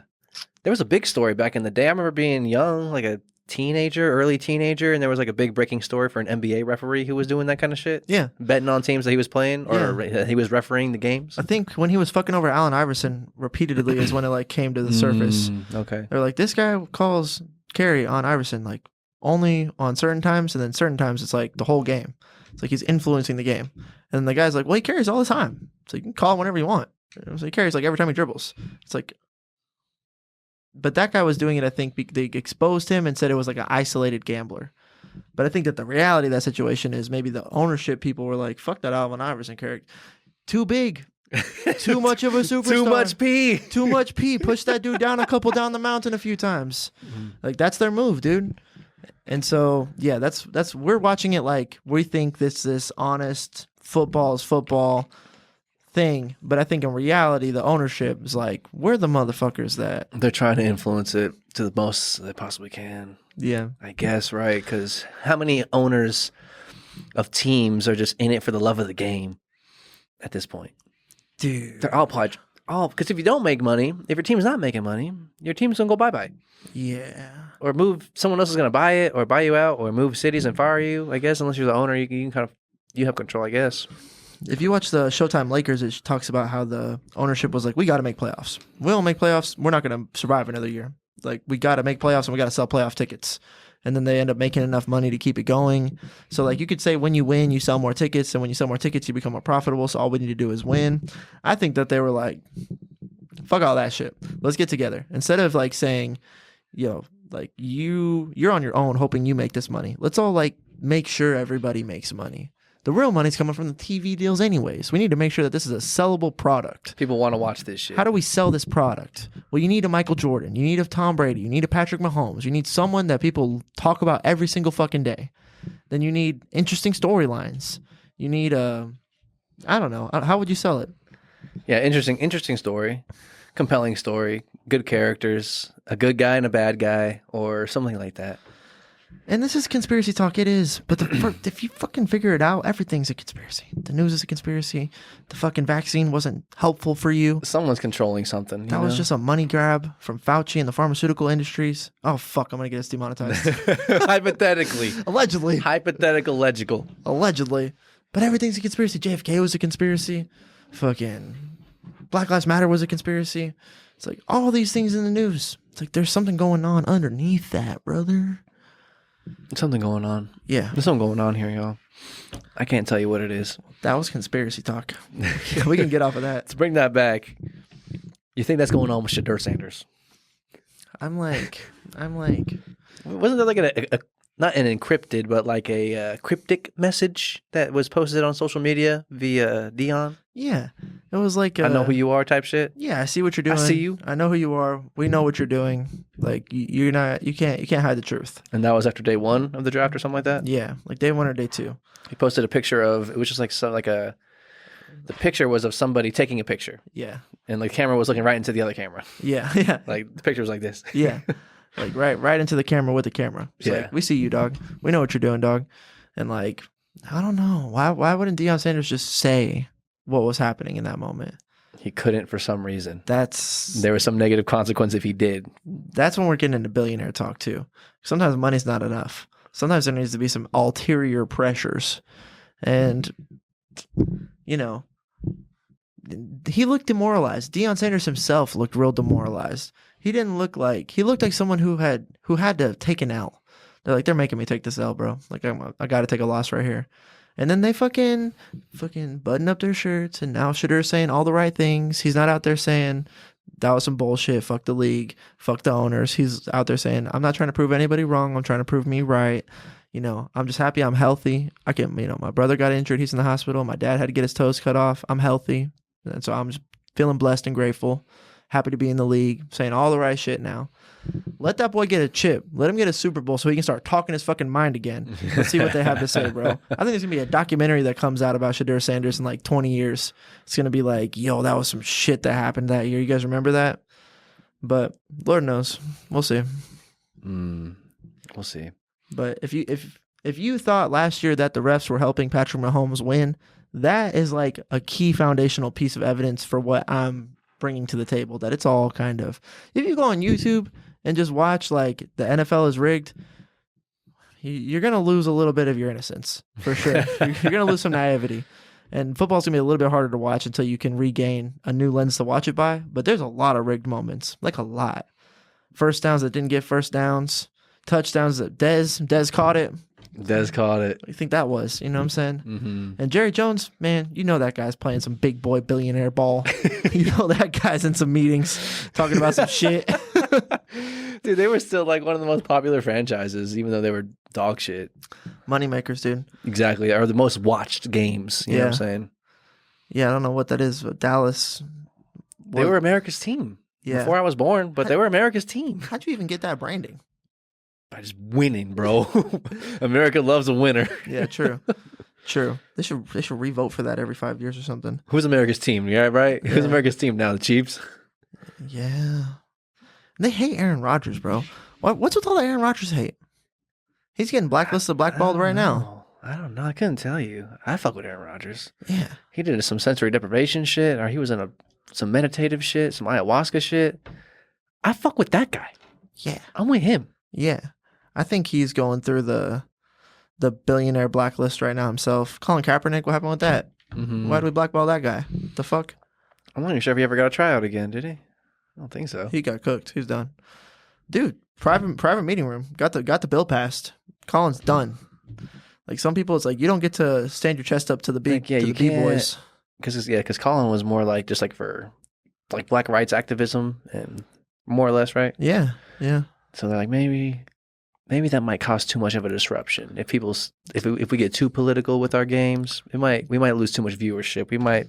This guy could cost us a lot of money. Especially if he starts a movement where now the entire NFL is taking a knee, standing up. They don't want to put their hand over their heart. Mm-hmm. What if the whole league becomes politics? Then we're really losing money. Mm-hmm. Sometimes you gotta nip the bud. Yeah.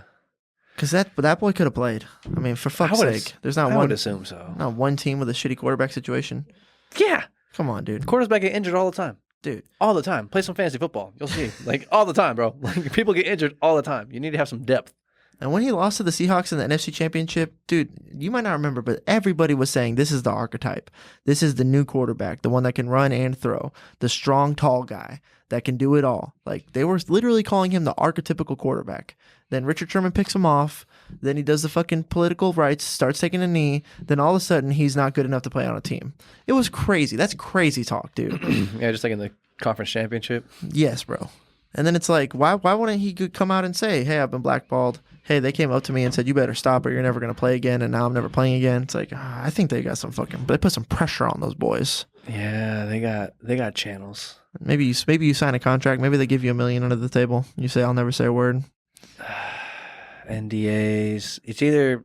I think that's the light side of it. Yeah, true. That's a nice version. I don't want to go deeper than that. I was a little nervous. Kneecaps, dog. Family kneecaps, dog. Everyone's got pressure points, dog. Everyone's got kneecaps. For real, dude. I mean, it's like scary to think about. Fuck, dude. So yeah, or I'm just a crazy person, but the more conspiracies are real, like they're real, dog. Those things happen, bro. Like politics, COVID, Bay of Pigs, JFK. How far back do you want to go? Regardless, it's just like conspiracy theories. They might be real or not real. It's just, regardless, it's just the narrative. Like, there is a narrative of truth that's happening. And then that thing gets distorted through our words and through our interpretation. We could just misinterpret things, but we could also intentionally lie and manipulate to change what you think about the narrative. And then that's our narrative that we are now living in. That's based on, like, the truth, but we've manipulated, distorted things a couple ways here and there. So then the conspiracy theories are just saying, like, a potential alternative to our current reality. It's like, this is actually the reality that actually happened that is closer to objective truth. And some of those are just actually closer to objective truth. Like conspiracy theory has like a tinge to it, a little connotation, like crazy, tinfoil hat, yeah, outlandish, things that are improbable, probably not real, dragons, unicorns type shit. But then there's like conspiracy theories that are truth, like truth things that are actually closer to objective reality than what was presented to us as objective reality at the time through the narrative that we all live in. Oh yeah, it's just real, bro. Like, you ever seen Building 7, 9/11? I've heard this term multiple times. I'm not sure exactly what's going on with it, but I remember it's a little fucked. It's like Twin Tower gets hit with a plane, boom, bingo. Second plane comes in, boom, shit's on fire, looks like thermite. Lord knows. And then it just falls. Just falls. Literally drops. It isn't timber. It just drops. Implodes on itself. Yeah. A lot of people said that's not science. That one's hard to argue. That don't make any sense to me. What's not hard to argue? Building 7 just collapses, right? Just collapses. This falls as well. Like, didn't get hit by a plane. Didn't get a building falling on top of it. It just falls too. It's like, even like people that I know that are like super conservative as far as conspiracy theories go are like, well, I don't believe shit. Yeah. That's not in the news. Yeah, CNN wouldn't lie to me, boy. CNN been telling me the truth for 30, 40, 50 years. My grandpa knew at CNN. Yeah. Yeah. Even those people are like, I can't tell you what happened at Building 7. It might be Building 9. Building 7, Building 9. I think 7. I remember hearing Joe say Building 7 in like my Joe voice. Yeah. It's like, you can't, I wouldn't argue the Twin Towers thing. I wouldn't argue that one because it hits too close to home. People don't want to hear that shit. They watched a plane fly into it. You're going to tell me a plane didn't fly into it? It's like, well, no, that happened. But Building 7, plane didn't fly into that one. Mm-hmm. That shit just fell down. And so some people, the conspiracy theory would be that some people knew that this was going to happen, and then they had that building ready to demolish. Yep. Maybe because there was documents that needed to never see the light of day in there. Yep. Maybe because of an insurance policy that to go through needed a certain amount of damage. Then the money comes through and they end up making millions, billions of dollars on their insurance, which had been changed recently before 9/11 happened.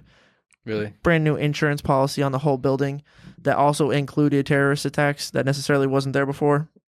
We include this terrorist attack clause in here. We really want to make this amendment go through. Make sure that you are aware of this amendment that we are adding, Just in case. just in case any terrorists get any Just in case. ideas. You know, Al Qaeda and such. You never know. Mass destruction, you heard about that? Weapons, There's stuff going on. MOD. We know. WOM. WOMD. Yeah. Weapons of mass destruction. Yep. WOMD. You heard of WOMD? You heard of WOMD? WOMD. WOMD. Do your own research. I'm not going to sit here and tell you that 9/11 was a conspiracy, but Building 7 falling is like fucking unexplainable. Unexplainable. Right. And so that's what I'm trying to say is like sometimes the biggest shocking. But it's labeled conspiracy theory. Oh, yeah. Well, of course, that's their biggest weapon is to make those guys look like fucking loons. Yeah. And to make there have a lot of social negative ramifications for talking about it. I'm like, I'm not going to talk about this. I don't want to lose viewership. Right? Like right now, I'm I like, don't want to be labeled as a crazy person. yeah, I could feel the pressure to do that. I will self-label as a crazy person. I'm crazy as fuck, y'all. But you know it. You feel the truth, though, dog. You know what I'm saying?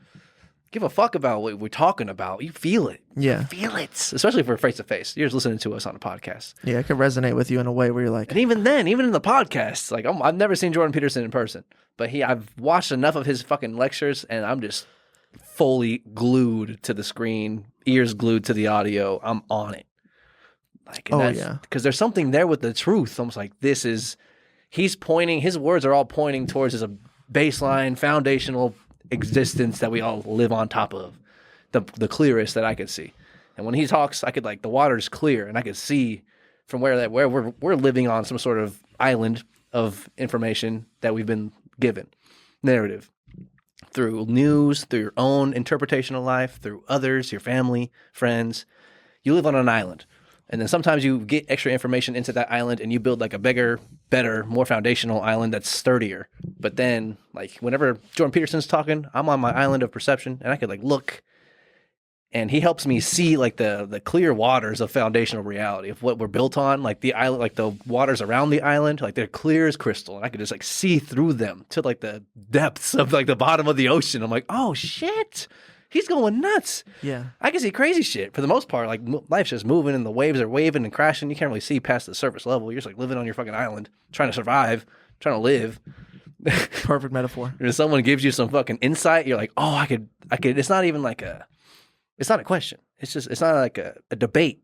It's there is clear water. I can see through this thing now. I can see there's no more fog here. He's helping take away the fog. And you could do that. You could feel that with people. So I'm a crazy person. You're a crazy person. Delusional. Loco. You be the judge. Yeah, do your own research if you want. I really wouldn't look up the NFL's rig, though, because that shit will just break your heart. Can't unsee some shit. Oh, no. I've never seen this. Sounds sad because I like watching the NFL. To a degree. Same time, it's kind of I could not watch it. I really couldn't care less either way. But for the most part, I do enjoy it. Fun part of my life. Fun social interactions we get to have with friends and family. Fantasy football. It's fun. Totally. I enjoy it. Follow the money. That's the other thing. Follow the money, baby. Follow the money. I'll tell you what's going on here. We're going to see what happens with Shedeur. You going to draft Shedeur this year? In the fantasy draft with the last round draft pick? Quarterback one. No. Woo! No. You heard it here first, folks. You got to stay to that. No, but I would buy his jersey, though. Okay. I think he got fucked on, dude. I think they should have gave that kid a shot. 5th round is fucking egregious. That's atrocious. That's disrespectful. Colts should have picked him up in the 3rd or 4th round. Fuck it, dude. We don't got a quarterback figured out. That's the question that I have as well. It's like if he was a projected top 10, top 20 pick, how did he not fall in the second, third, or fourth round? That makes no sense. And then he still went to Cleveland where he was originally projected to go anyway. It's like that doesn't make a lot of sense. It seems smells like sardines. You feel me? If you want my take, Cleveland's where quarterbacks go to die. That's not my words. That's a fucking trope. That's been said. You seen Manziel, Winston. You seen the jersey with like they cross out the name of the quarterback on the jersey? It's like fucking 50 names. They got 30 different quarterbacks. And I think probably Deion Sanders was like, my son's not going to die in Cleveland. No way. And the billionaire boys are like, yeah, he is. Like, That's where he's going. That's where he's going. He's going to Cleveland this year. Yeah, you can. In the 5th round. One way or another, that dude's going to Cleveland. And then also, it's like, how do you unite 32 people? Right? That's hard to do. 32 old, white, rich folks. Or 31. 31. With Green Bay not being in there. Who represents them? I don't know. Yeah, they might have to have a representative. Like someone's got to do it. Yeah. They're not going to exclude Green Bay from all the league financial decisions, or not financial, but just like franchise decisions. Yeah. So, and it's a product. They're a big franchise. One of the biggest. So they're in decisions. Let's call it 31. It's like Deion Sanders might be a easy way to say fuck that guy. That loud, boisterous, semi-rich, all over dominates he gets so much attention. Fuck that guy. He doesn't call the shots. We call the shots. I think that might be a uniting factor. And it's a product. If you look it up, it doesn't say it's a fucking game with like true, fair rules. It's a product. It's an entertainment product. It's basically a TV show. Mm-hmm. It's like, it's not, we don't have to be honest with you. It's basically what it says. Are we blending the lines between true, authentic gamesmanship of sport with wrestling? Not that there's anything wrong with wrestling. It's drama. It's great entertainment. Well, I wouldn't call it great, but some would.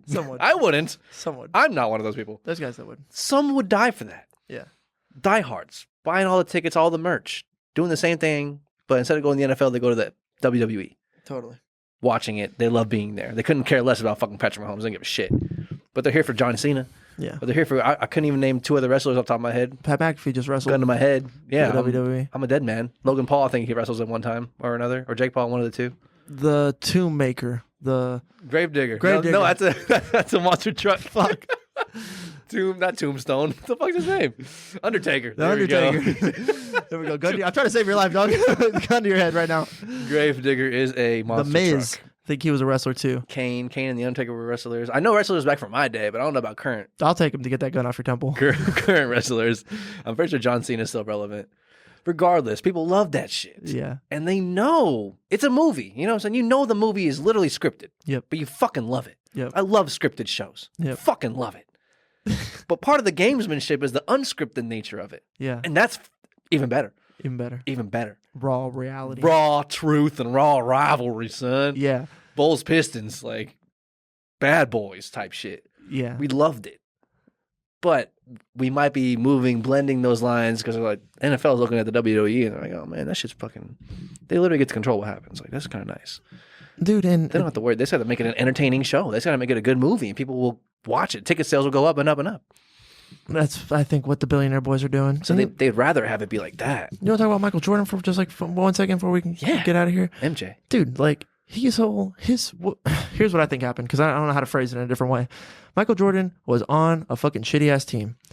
Definitely not the best. Oh wait, the Bulls? Yeah, in the beginning. In the beginning. Oh yeah, they sucked. Missed playoffs. And he like promised the city that he was going to take him to the playoffs.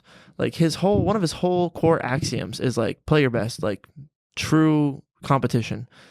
Let's try to win every game. Try to win every game we can. Like there's no reason why we shouldn't be trying to win every game we can. Let's try to play the best of our ability. They wanted to tank, right? Yeah, there was a point. He's like, fuck that. I'm not going to be on a tanking team. Fuck 100%. They were trying to take him out of the game. They were saying that he was on a certain amount of minutes per game. He's like, bro, leave me the fuck in. What are you talking about? Mm-hmm. And then here's what happened. He pushed past the curtain. He won games he wasn't supposed to win. And then ended up like taking the Bulls on a playoff run. And they're like, the Bulls are supposed to be tanking. What the fuck? And this kid, Michael Jordan, doesn't fucking listen, bro. He doesn't want to sit out. He's creating a media circus about it. The media is flocking to him. And then I think it became good business for the Bulls to win. To lean into that instead of the other way. Exactly. Michael Jordan's fucking. The other thing, he became fucking huge. McDonald's, fucking Gatorade, Spike Lee, Nike, Jordans. Nike wasn't even a prominent company at the time. He made them. Mm-hmm. So like, it wasn't like they had, he signed to the biggest one and they gave him a bunch of money. It's like he was putting everybody on. He could have put a Reebok on, bro. Yeah, dude. New Balance. Give a fuck. Anything. And so, but then he's like, I think he was so against the idea of collusion for scripted reality. He's like, no, everyone plays to win and the best man wins. That's what the fuck we do here. That's sports. What the game is. Yes. And then, you know what ends up happening to Michael Jordan? His fucking dad dies super mysteriously. Gets found in a car on the side of a highway, fucking dead. Ooh. And then he quits basketball. I forgot about that. Right. And I'm sure this is all covered in Last Dance? Yeah. Oh, shut And then he fucking quits and he goes and plays baseball. You know why I think he quit and went and played baseball? Because he's like, fuck you guys.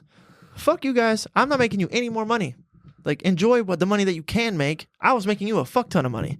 It's like, now my dad's dead. Fuck you. Make your own money. And then plays baseball for a while. And then his own desire to like play the game that he fucking loves. He's like, I'm coming back. They make so much money. They put a super team around him. They take one of the best defensive players from the competitive team he used to go against, Dennis Rodman, put him on the fucking Bulls. They got Scottie Pippen right through the draft, maybe. Yeah, I think they drafted him. It's like, well, draft picks are also tradable. All of that is manipulatable, dog. Mm-hmm. So, like, you put the best point guard coming out of college, big, tall, strong guy, projects to do well in the league. With Michael Jordan, with one of the defensive juggernauts, let's get him a sharpshooter. He did well with a sharpshooter back in the first time because the white Paxson. dude. Yeah, Paxson. He won the championship, his first championship. Yeah, he had to pass it. He had to pass it in to the Lakers. win it. I'm pretty sure that was like the big story. Was like he wouldn't if he didn't pass it to Pax, they wouldn't have won. They were double teaming him. Yeah. Yep. And then it's like. Then he just goes on and wins chip. Now it's like if he can win 6 and be the one with the most, that's a great storyline. That's really good for the league. That's going to dominate ESPN, give people something to watch. It's fucking, what's the Roman term for it? Fucking food and circus? So people need food and circus for a community to be like, or for a group of people to do what you want them to do. They need to be able to eat and they need to have entertainment. It's like, well, how do you give people the right kind of entertainment that they're actually entertained? It's like, you need a fucking star. You need a winner, someone to follow, someone to idolize. And then also he's bringing in international money. And then Kobe Bryant kind of took over that role when Michael Jordan was done. But they also needed someone to take it over. Yeah. He didn't take it over while he had it. It was like perfect timing, you know? Yeah, perfect timing. So I think, man, I don't want to say that the NBA owners got Michael Jordan's dad killed. But like, bro, his dad... Can't prove it. Can't disprove it. It could have been Vegas. Can't prove it. You think Vegas and the ownership groups aren't tied? Can't disprove it. They are definitely having conversations. They're probably in those meetings. You know what I'm saying? Yeah. Well, Michael Jordan's sitting there crying and he's telling you, like, I just believe that you should play to the game to the best of all your ability, no matter what. And if you don't want to play like that, that's your choice. And he's like tearing up while he's saying that. His whole life is predicated, everything was predicated around, I think, fighting the collusion monster beneath the scenes. Yeah, maybe he just became, I think maybe the spirit of what you're mentioning right now in regards to Michael Jordan might be the inkling of where my intuition comes from, that they can't control they control it in the big, and they try to get as much control as they possibly can down to the play-by-play, but they can't get there. Nope. They can't get there quite. They can get there like in a sense. That's why some teams have to say like, let's win by 20, so we can't even get to that point to where it's even potentially close. Yep. Let's just dominate them. Yep. And then there's people who like Michael Jordan like transcend that shit by being just so undeniably good that like they just fucking win. And it's like, oh shit, bro. Like he's too big to fail. He's too big to contain. Yep. We can't stop this kid. Yep. You know what they say about Steph Curry? He might be doing that same shit. They say they put a chip in the balls. What? Just his ball? And a magnet around the rim when he's playing in those games. That only he has access to? Well, someone's got access to it. And when Steph shoots it, beep, beep, press the button. Boop, that's going in. Boop, that's going in. That one's going in. That they say there's no other way anyone could shoot that well, that under pressure, that many clutch shots, that many game winners. It's like the only reason that's working is because they got a magic Steph button, and that ball goes right where it's supposed to go when they press it. Maybe he is just tapped in, dog. That's another thing, right? It's maybe like, you can't he's stop just God, baby. Tapped in, dog. You gotta know what to tell you, bro. I don't know. That's right on the edge of Crazyville. It's right on the edge. But I'm telling you, if they invest billions of dollars in making sure that who they want to win wins, A couple magnets in a basketball doesn't cost billions of dollars. A couple magnets in a rim don't cost that much money. Yo, that's weird to think about. Steph, shoot that bitch high. That's all we need. Give us some arc. Just give us some arc and get it close. Yeah, that's it, dog. If that's all I had to do, I'd be fucking setting records too, dog. Just hit the rim, you got it, dog. Yo, I doubt it. That's a little far-fetched for me. Sure. I just think that some people, I think that conspiracy theory, quote unquote, whatever, that potential reality or potential narrative truth that came about from somebody who's just like maybe unable or unwilling to agree with the sentiment that I was just talking about in regards to that somebody can like fucking transcend reality and go beyond what you deem is possible. And like Michael Jordan just come out and dominate the league, or Steph just come out and change the entire game of basketball from the 3-point line. Yeah. Completely changed it. Yeah, 100%. It's like someone can be that good. Like, Yeah. You know what I'm saying? I think someone can, I don't know, I guess I just believe in the human potential. Can be undeniable. Yeah, someone can do that. Someone can transcend reality. Yeah. Musicians do it all the time. Yeah. Yeah. Fuck yeah. Sometimes it's like you can't that this is a fucking hit, dude. You can't deny these it. are bars, or he's going off on this guitar solo, or Yeah. like these chords are perfect, or you know what I'm saying? You can feel it. You're just like, Michael oh, Jackson, bro. God. But then you look at what happened to Michael Jackson, bro. Doctor got him too high and he died. Called him a pedophile. It's like, I don't know. I don't know if he's a pedophile. I can't tell Maybe he is. Or maybe he got fucking defamed and killed. Maybe, right? Prince, he was another person that was against the corruption of the entertainment industry. System. Yeah. And then Michael Jackson was hanging out with Prince all the time. It's like, Too much pee. too much. Too much pee. That's what I'm saying. It goes back to too much pee pretty often, y'all. Yeah. Be careful with the pee you pushing. For real. That'll get you fucking axed at the head top. Oh, fuck. That's scary. Well, that's all I got for today. That's all we got, y'all. We're out here speculating. We're out here talking about life. Spectator speculating. NFL draft. We'll see how Shedeur Sanders does this year. Keep an eye on when maybe your last round draft pick in your fantasy drafts this year. We'll see you in August about that. I think he takes over the team around week 7, has some pretty critical wins, plays well enough to win the starting role, and then we all... Is it just those two rookies in their freshman or in their quarterback spot right now? I don't think that they have. They had the other guy that was playing besides Jameis Winston last year was a guy with he had like an acronym for a name, or people refer to him with an acronym, and he had a hyphen in his last name. I'm pretty sure it was like DSP or something like that, or I don't know. He has some sort of like 3 letters that refer to his name, first and last. And he was their quarterback whenever Winston got injured. So it might be him and the 2 rookies. I think you're right. I just don't know who that guy's name is. Yeah, I couldn't tell you. ChatGPT's fucking stalling me. ChatGPT's like, hey, you're going too deep, dog. Like, whoa, I can't help you anymore, brother, bro. Come on, dog. We gonna get got. They gonna go do the scene. They really won't answer me. Well, anyways, there's another guy there too. Okay, so with that being said, that's probably a prop bet in Vegas. Like, will Shedeur Sanders, at what week will Shedeur Sanders be the starter?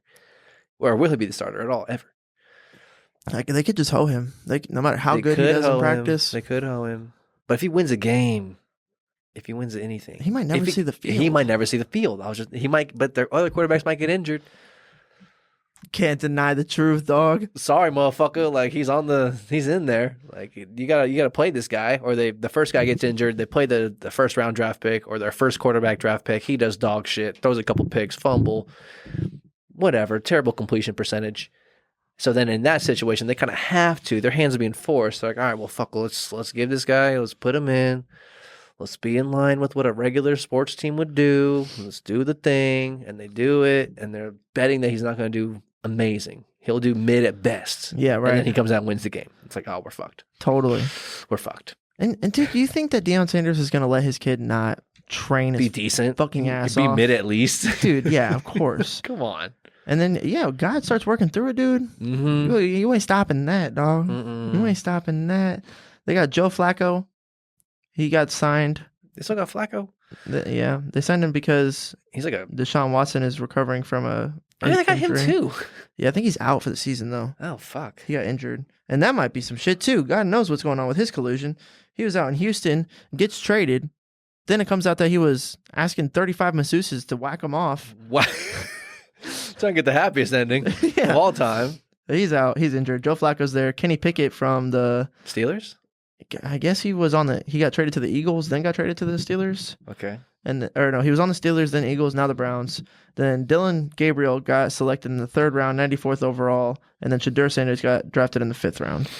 So they have a couple quarterbacks, but Shedeur might rise to the top, especially if it's just like true and he's doing the thing. Whatever the he'll make competence. them money, bro. They're probably just gonna fucking slap him on the wrist pretty hard in the draft, and they're gonna get him in the fucking. They're gonna be like, "Hey, we're in charge. Don't fucking forget.